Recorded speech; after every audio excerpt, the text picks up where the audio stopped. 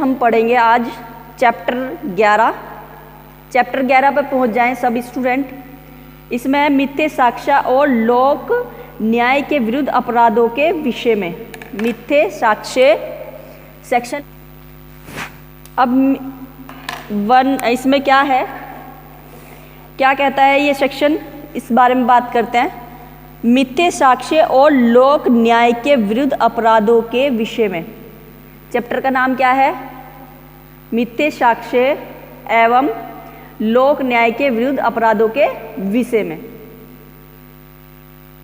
English में क्या है?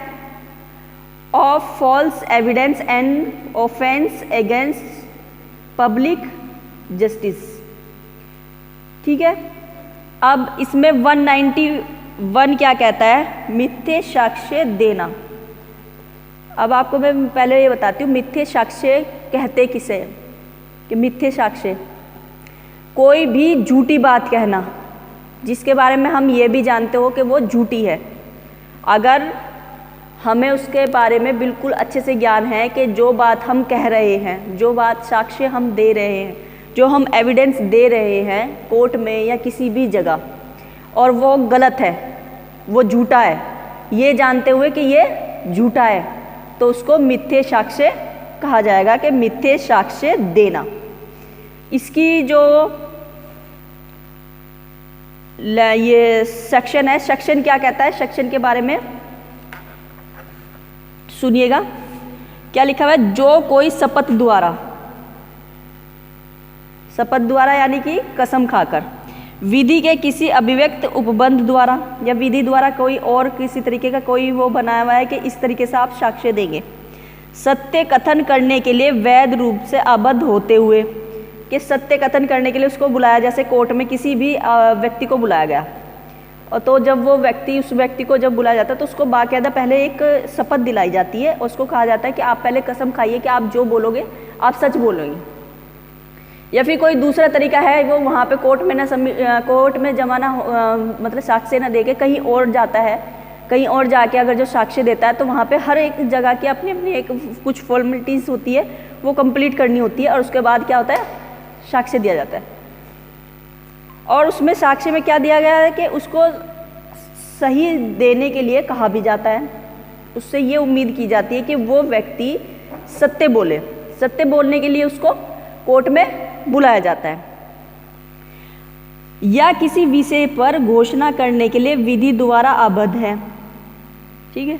कोई कथन करेगा जो मिथ्या है, मिथ्या यानी कि झूठा है, और या जिसके मिथ्या होने के का उसे ज्ञान या विश्वास है।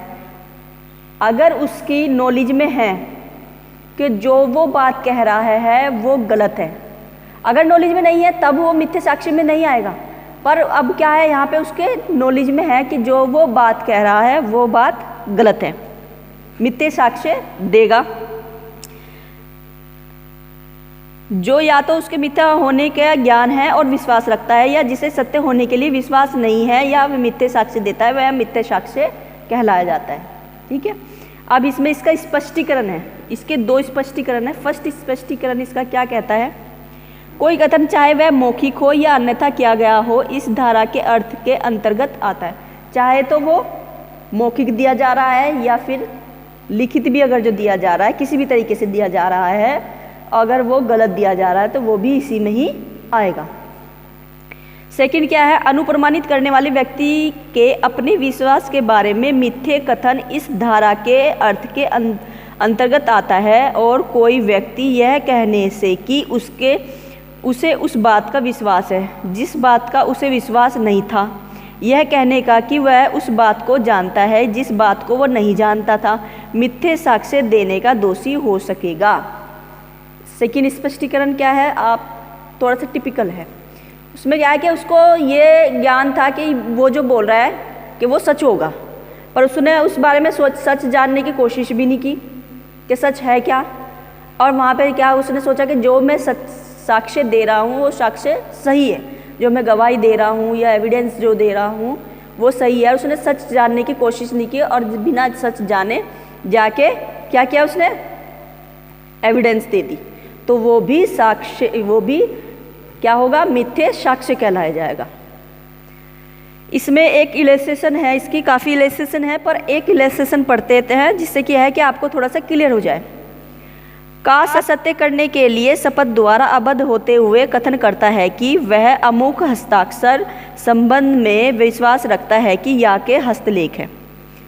का को ये कहा गया कि वो जो लेटर मतलब हस्ताक्षर जो है उसको ये लगता है कि ये जो हस्ताक्षर है वो या के हैं, जबकि वह उसे या का हस्ताक्षर होने का विश्वास नहीं रखता।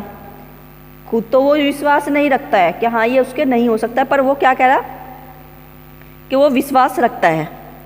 का यह कथन करता है कि मिथ्या होना ये वह जानता है, इसलिए मिथ्या, यानी कि उसने कहीं उसको बुलाया गया, का को ये बुलाया गया और बुला के कहा गया कि क्या ये सिग्नेचर जो हैं, क्या ये सिग्नेचर या के हैं। अब वो जानता था कि हाँ ये सिग्नेचर उसके नहीं है, और फिर भी उसने क्या किया, ये कह दिया कि हाँ ये सिग्नेचर उसी के है। तो ये क्या हुआ, मिथ्या साक्ष्य देना। अब 192 क्या है, मिथ्या साक्ष्य गढ़ना। कोई डॉक्यूमेंट्स तैयार कर देना इस तरीके का, कोई ऐसा कोई चीज़ बना देना, कोई अभिलेख, इलेक्ट्रॉनिक अभिलेख या कोई किताब या कोई भी ऐसा चीज़ कुछ भी जिससे कि ये पता चल जाए कि ये जो दे रहा है ये मिथ्या साक्ष्य है, ये मतलब मिथ्या है, यानी कि ये गलत है। क्या कहती है, सेक्शन पढ़ रही हूँ मैं, सेक्शन पे ध्यान दीजिए आप। इसको मैं क्लियर करती हूँ, इसका मेन मतलब क्या है।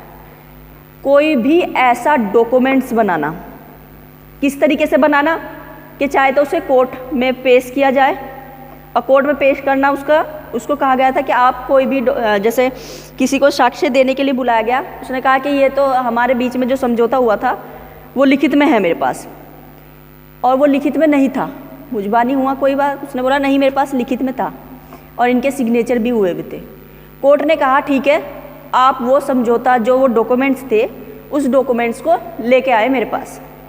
उस व्यक्ति ने क्या किया, उस डॉक्यूमेंट्स को फॉल्स यानी कि गलत तरीके से बनाया और बनाकर कोर्ट में प्रोड्यूस कर दिया, कोर्ट में सबमिट कर दिया। और सबमिट करने के लिए उसको बोला भी गया था, वो विधि द्वारा आबद्ध था, यानी कि विधि ने कोर्ट की तरफ से उसको कहा गया था कि आपको उसको ये सबमिट करना है। उसने सबमिट किया वहाँ पर, और उसकी सबमिट करने से जो लिखा हुआ है कि लोक सेवक जो होगा उसमें उसको एक राय बनानी है कि ये सही है या गलत है, और वह ये जानते हुए कि इस तरीके का कोई एग्रीमेंट नहीं बना था हम दोनों के बीच में, कोई ऐसा एग्रीमेंट कभी ना पहले बना ना बाद में बना, और ऐसा जानते हुए वो वहाँ पर कोर्ट में उसको प्रोड्यूस कर देता है, उसको कोर्ट में सबमिट कर देता है। तो ये मिथ्या साक्ष्य गढ़ना हुआ। इसमें क्या क्या आएगा, कोई पुस्तक, कोई भी किसी तरीके की कोई पुस्तक बना देता है, अभिलेख, किसी भी तरीके का कोई भी अभिलेख होगा वो, इलेक्ट्रॉनिक अभिलेख, आजकल हमें सभी को मालूम है काफ़ी इलेक्ट्रॉनिक अभिलेख के उसमें हमारी मेल आईडी आ गई, हमारी व्हाट्सएप से रिलेटेड हमारी जो भी हमारी चैटिंग होती है या हमारे कोई डॉक्यूमेंट्स है जो हमें मेल आए हुए हैं, या जैसे इलेक्ट्रॉनिक से रिलेटेड जो भी जितना भी मटेरियल होगा वो इलेक्ट्रॉनिक अभिलेखों में आएगा। उस तरीके का उसने इस तरीके से गढ़ दिया कि इसमें सामने मतलब मैं जो ये भी जानते हुए कि वो गलत है, और गलत जानते हुए उसने वहाँ पर सेंड कर दिया, तो प्रोड्यूस कर दिया, जमा कर दिया, और उसके आधार पर केस डिसाइड होना है। यानी कि जो जज जो बैठा है, जो साहब जो बैठे हैं, जो न्यायालय जो है, अदालत जो है, उसको उसी कागज़ पर अपनी राय बनानी है, और वो उसने उस तरीके से दे दिया। तो यानी कि उसने मिथ्या साक्ष्य गढ़ा गलत तरीके से, कि जिससे कि ये मामला मेरे पक्ष में आ जाए। तो इस तरीके से अगर जो कोई करता है तो उसको मिथ्या साक्ष्य गढ़ना कहते हैं। अब है इसमें 193 मिथ्या साक्ष्य गढ़ना और देना, इसके लिए दंड। 193 इसके दंड। अब दंड क्या है, दंड के बारे में, जो कोई आज से किसी न्यायिक कार्यवाही में, न्यायिक कार्यवाही मतलब कोर्ट में अगर जो होती है वो न्यायिक कार्यवाही कहलाती है, कि किसी प्रक्रम में मिथ्या साक्ष्य देता है या किसी न्यायिक कार्यवाही के किसी प्रक्रम में उपयोग में लाए जाने के प्रयोजन से मिथ्या साक्ष्य से गढ़ता है वह दोनों में से किसी भांति की कारावास से जिसकी अवधि 7 वर्ष तक की होगी दंडित किया जाएगा या जुर्माने से भी दंडनीय होगा। और जो कोई किसी अन्य मामले का साक्ष्य देता है या गढ़ता है वह दोनों में से किसी भांति के कारावास से जिसकी अवधि 3 वर्ष तक की होगी दंडित किया जाएगा या जुर्माने से भी दंडनीय होगा। इसमें स्पष्टीकरण है, कुछ स्पष्टीकरण है उसके बारे में बताते हैं। फर्स्ट स्पष्टीकरण सेना न्यायालय के समक्ष विचारण न्यायिक कार्यवाही है। अब इसमें बता रहे हैं कि न्यायिक कार्यवाही क्या क्या है। जैसे तो हम सभी जानते हैं कि कोर्ट के समक्ष जो भी वो चलता है प्रक्रिया जो होती है वो न्यायिक कार्यवाही कहलाती है, पर उन्होंने ये भी बताया कि सेना न्यायालय के समक्ष अगर जो कोई वो करता है तो उसको भी न्यायिक कार्यवाही माना जाता है। सेकंड क्या है, न्यायालय के समक्ष कार्यवाही प्रारंभ होने के पूर्व जो विधि द्वारा निर्दिष्ट अन्वेषण होता है, यानी कि विधि जब कोर्ट कभी ये कहता है कि इस पे अन्वेषण यानी कि इन्वेस्टिगेशन और जांच बिठाता है, जांच के दौरान वह न्यायिक कार्यवाही का प्रक्रम होता है, चाहे वह अन्वेषण किसी न्यायालय के सामने ना भी हो, यानी कि वो भी न्यायिक कार्यवाही कहलाई जाएगा। किस तरीके से, कोई ऑफेंस हुआ है, कोई अपराध हुआ है, अपराध दो ये जो न्यायिक कार्यवाही ये जो अन्वेषण होता है, इन्वेस्टिगेशन और जांच, इसमें डिफरेंस है कि इन्वेस्टिगेशन और इंक्वायरी क्या होता है। आपको मैं बताऊं कि जब कोई ऑफेंस हुआ, कोई अपराध हुआ, पुलिस को पता चला, पुलिस ने उसमें इन्वेस्टिगेशन किया, इन्वेस्टिगेशन करने के बाद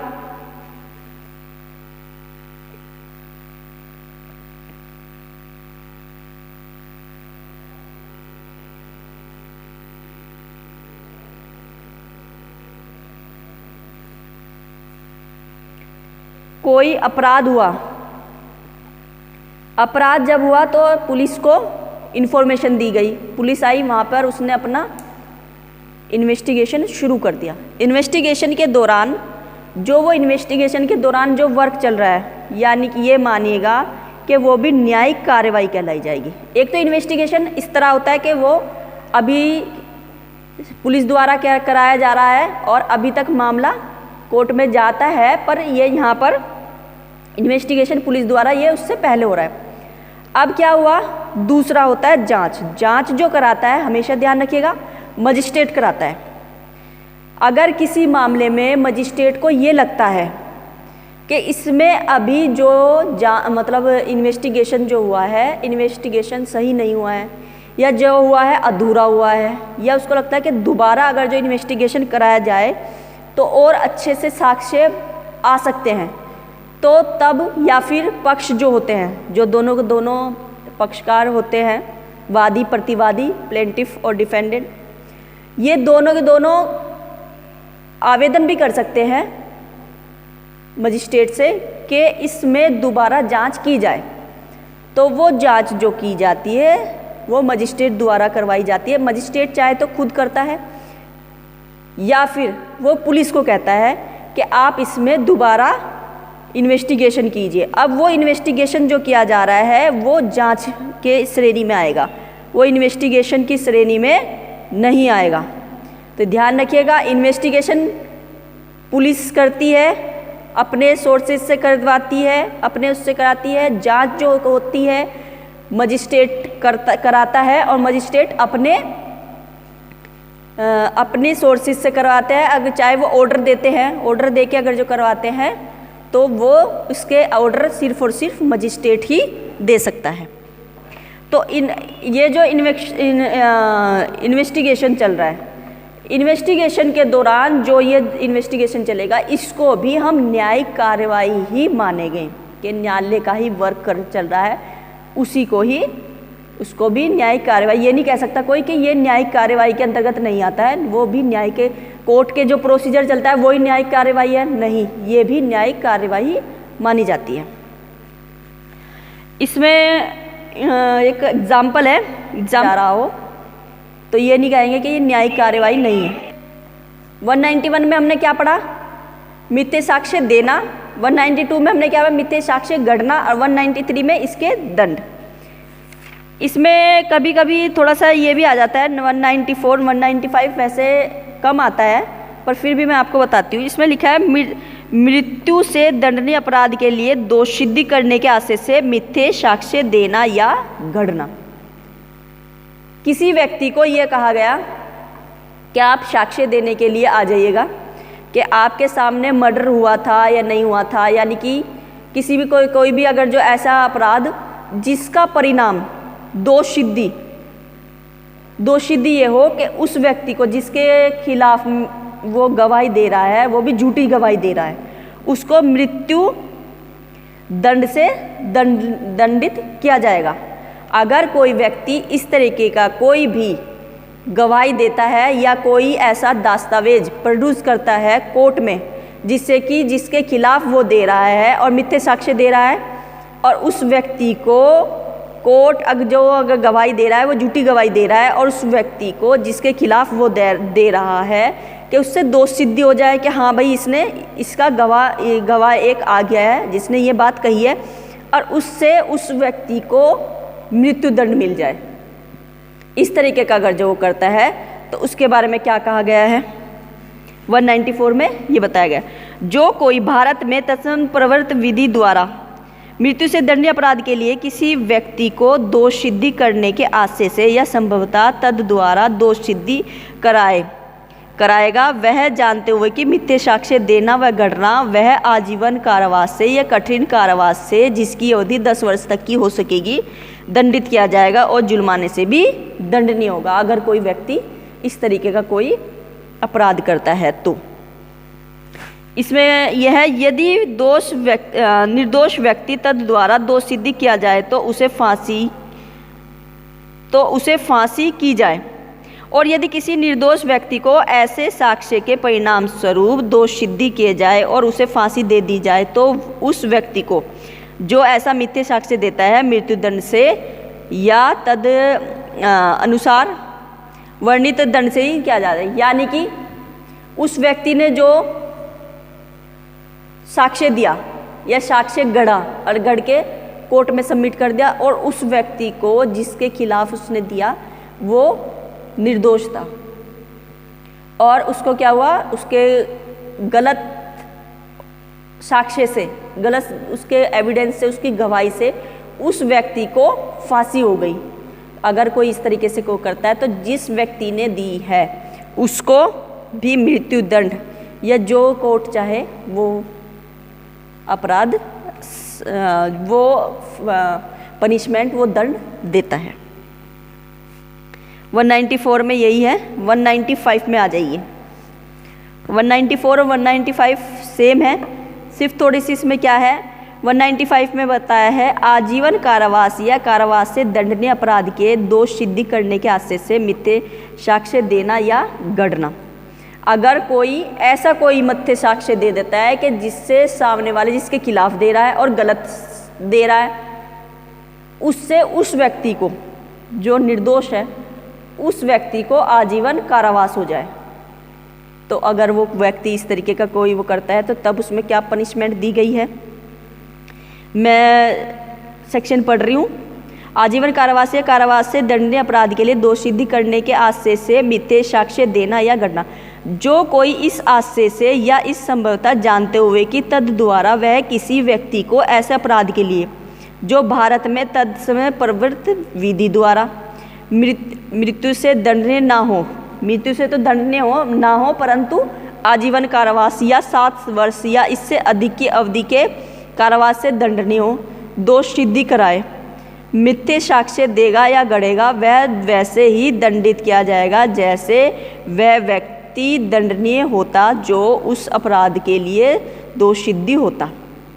यानी कि जो उस व्यक्ति को दिया जा रहा है वही वाला दंड उसको भी दे दिया जाएगा। इसमें एक उकसाना, किसी भी व्यक्ति को मिथ्या साक्ष्य के लिए धमकाना। किस तरीके से धमकाना? किसी व्यक्ति के शरीर की, ख्याति की या संपत्ति की उसको धमकी देना कि अगर आपने ये मिथ्या साक्ष्य नहीं दिया तो हम आपके शरीर से रिलेटेड कोई भी अपराध कर सकते हैं। आपकी ख्याति यानी उनका जो स्टेटस है, उनकी जो समाज में जो एक इज्जत होती है, सभी लोगों की अपनी अपनी एक स्टेटस होता है, उसके खिलाफ, या संपत्ति, गाड़ी हो गई या कोई किसी भी तरीके चल और अचल संपत्ति हो गई, किसी भी तरीके की कोई भी संपत्ति होगी, उससे रिलेटेड धमकी देता है कि चाहे तो आप यहाँ पे जाके ये वहाँ पे गलत मतलब झूठी गवाही दीजिए। अगर आप वो गवाही देते हैं और डरा धमका के उसको या उसको उत्प्रेरित करके, उसको उकसा के अगर जो कोई वो करता है, तो उस व्यक्ति को भौतिक कारावास से किसी 7 साल तक का कारावास, जुर्माना या दोनों से दंडित किया जाएगा। एक क्या कहता है इसका, और यदि निर्दोष व्यक्ति को दोष सिद्धि किया जाए, अगर जो कोई व्यक्ति निर्दोष था और उसके वजह से दोष सिद्धि हो गया और ऐसे मिथ्या साक्ष्य के परिणाम स्वरूप उसे मृत्यु या 7 साल के कारावास से दंडित किया जाता है, तो उस व्यक्ति को जो धमकाया है वैसे ही दंड से दंडित किया जाएगा जैसे निर्दोष व्यक्ति दंड से कारावासित किया गया है। 196 है इसमें, उस साक्ष्य को काम में लाना जिसका मिथ्या होना ज्ञात है। अगर किसी व्यक्ति को ये मालूम है कि ये जो डॉक्यूमेंट्स है ये गलत है और फिर भी वो उसको काम में लाता है, तो क्या होगा, उसको भी पनिशमेंट मिलेगी। इसमें 197 जो है, मिथ्या प्रमाण पत्र जारी करना या हस्तांतरित करना, सिग्नेचर करना। अगर कोई डॉक्यूमेंट्स पे उसको मालूम है कि ये डॉक्यूमेंट्स फॉल्स है, गलत है, मिथ्या है, और फिर भी उस पर सिग्नेचर करते हैं, ये आप लोगों के उसमें नहीं आता, ये आपके सिलेबस आउट ऑफ सिलेबस है, पर फिर भी थोड़ा बहुत मैं आपको बता देती हूँ। इसमें जो आपके बस इससे रिलेटेड क्वेश्चन आता है, एक क्वेश्चन जरूर बनेगा, इससे शॉर्ट में बन जाए या लॉन्ग में बन जाए, आएगा 110%। फिर मैं दोबारा रिपीट कर रही हूँ, 191 मिथ्या साक्ष्य देना, 192 मिथ्या साक्ष्य गढ़ना, 193 दंड, 194 ऐसा साक्ष्य देना जिससे कि किसी को मृत्यु दंड मिल जाए, 195 ऐसा साक्ष्य देना जिससे कि ऐसी दोष सिद्धि हो जाए जिससे कि उस व्यक्ति को आजीवन कारावास हो जाए जो निर्दोष था। ठीक है, आज हम नए जो सेक्शन पढ़े हैं 195 तक पढ़े लिए हैं।